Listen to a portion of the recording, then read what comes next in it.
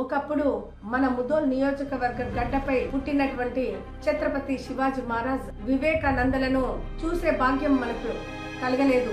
కానీ దేశ వ్యతిరేక శక్తుల గుండెల్లో సింహ స్వప్నము, దేశ ధర్మ రక్షకుడు, గోరక్షకుడు 2/12/2018 అనగా ఆదివారం మధ్యాహ్నము 12 గంటలకు యోగి ఆదిత్యనాథ్ గారు తెలంగాణ రాష్ట్రంలో వస్తున్న సందర్భంగా బైన్సా పట్టణంలో దాదాపు 1,00,000 మందితో భారీ బహిరంగ సభ నిర్వహించబడుతుంది.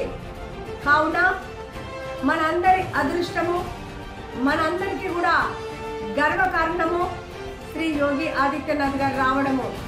కాబట్టి ముదోల్ నియోజక ప్రజలందరికీ నేను కోరుకుంటున్నాను, మీరందరూ వచ్చి యోగి ఆదిత్యనాథ్ గారి యొక్క సభను విజయవంతం చేయాలని చెప్పి